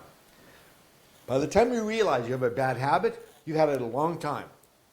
So, indeed, by the time you try to change a habit, by the time you have that realization, you've been thinking about it a while. So, yeah, we feel, often we perceive that today's the first day of the rest of my life. Today I start my diet. But the reality is, as you were just saying, subconsciously on many different levels of our mind, we've been thinking about it a long time. We've already been preparing to make this change for a while. And now it's simply about to putting it into action. And again, it's kind of like, you know, by the time I get in the car and drive away, well, there's a lot of preparation in there. There was a lot of consciousness. I mean, I was hungry. I thought about something I wanted to eat. I had to get dressed, put my shoes on, get the car keys, walk to the car. There's a whole bunch of steps that follow in. By the time I'm sitting at the counter and ordering my food, there's a whole bunch of stuff that took place before. You know, by the time I'm putting that first bite in my mouth, there's a whole bunch of stuff that took place behind the scenes. So I think that's an invaluable. I'm so glad you remembered to bring that up, Chloe, that indeed, by the time we even begin to interact with the actual physical elements of change that we're going to be participating in and doing, and the action we're going to take, we've been thinking about it a long time. We've been preparing in some levels far before we actually do anything about it. And you're right. I mean, we take that first step, you know, and again, it's like we realize, I'll tell you, here's one that's really relevant to this particular subject. I had a woman come see me to quit smoking. This is way in the beginning of my practice. When I was a hypnotherapist and a life coach back then. That's what it was. She came to see me for smoking. She called me up, saw my ad in the magazine, called me up, made an appointment. She comes in. We talked for like 15 minutes. And our conversation got very deep and very profound and very spiritual. And sure enough, within the first half hour, I said to her, so I explained about smoking cessation, but a bunch of other stuff too. And I said to her, in the first half hour, I said, so, you going to smoke anymore? She goes, oh my God, no. I am so done with that. I didn't come here for that at all, did I? I said, no, you did not. She said, I came here for something completely different. I said, that's right. The smoking behavior, you only started it a few months ago. This was your mind's way of creating an excuse for you to find me to be your teacher for some other things. She and I stayed working together for many, many years.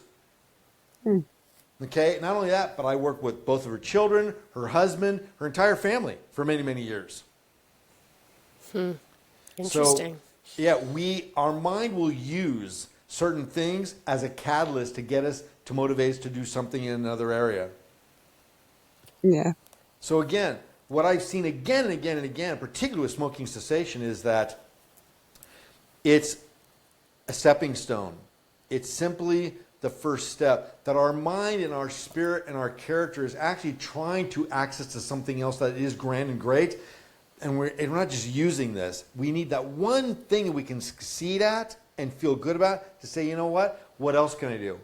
I conquered that I thought I never could, and it was actually a lot easier than I thought. And I also gave the example of someone that's very close to me that I would not name by name, and because he has the same name, he has the same last name as I do, and blah, blah, blah, and I made a couple jokes about that. And I said that when this firefighter hero man decided to quit smoking pot, he thought he would never be able to do it.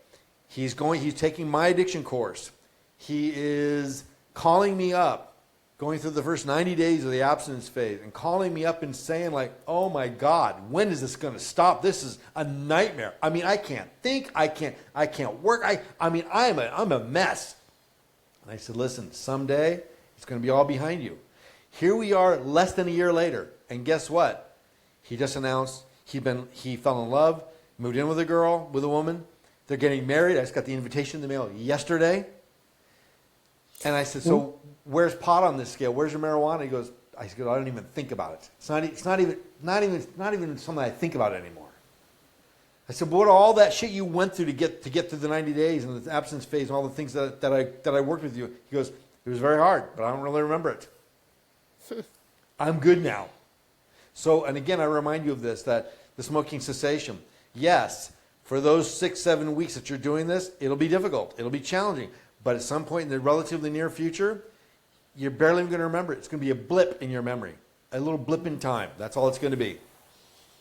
It sounds impossible. At the time, we're like, no fucking way.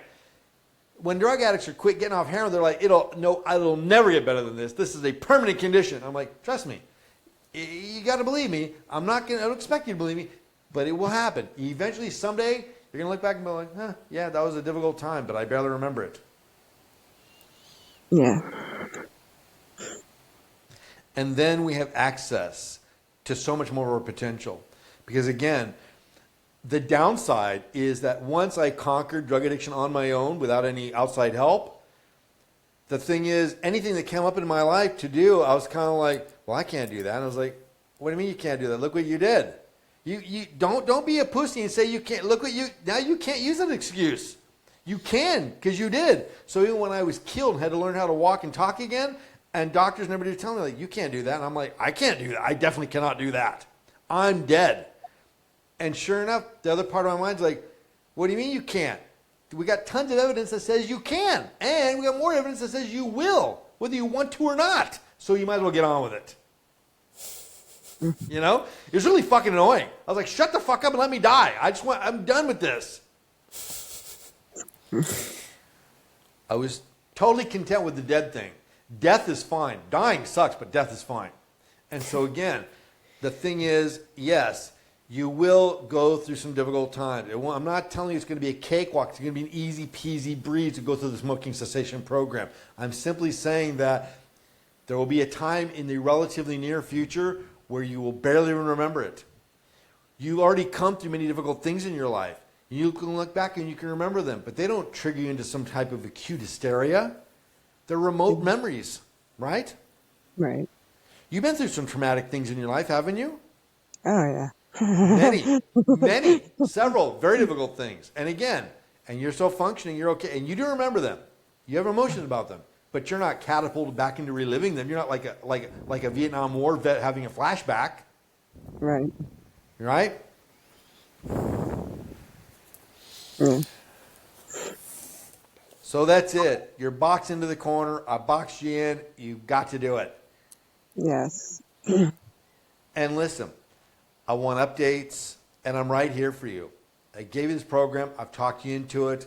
And the bottom line is, as you all know, and this is true with every student and client that I work with, I'm here. I'm a text away. I'm a phone call away. I'm not some man sitting on a mountain just holding a lamp. You can call me. You can text me. Anything you want and need. If I take the responsibility on, I'm going to be right there with you along the way to support you. Yeah, thank you. All right, are we going to be wrapped up here? We've been at this for a little while. Let's not drag it into the ground. Let's kill it when it's kind of fresh.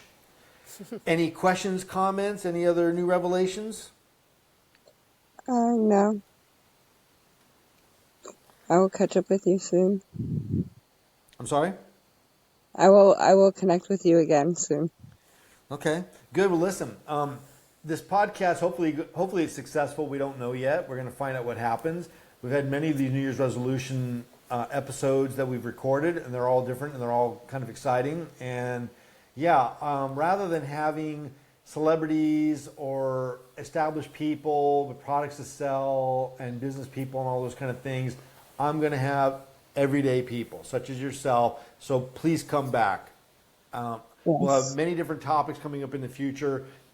And many of the ones that I want to do are book episodes, which are simply to read from a chapter or two of, say, Within the Portal, which I'm pretty sure you've read, correct? Yes, yes. Yeah.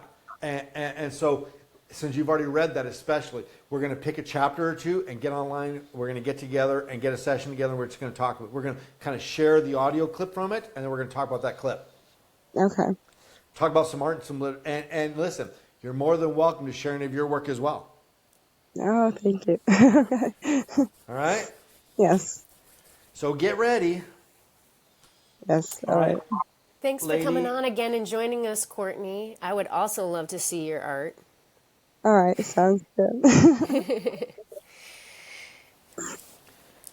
Well, ladies, thank you both for always sharing time, and let's get together again soon. And let's just going to wrap it up. Have a happy New Year, and this is the pry open your third eye episode, and we're talking about making changes that we can commit to make ourselves and the world a better place.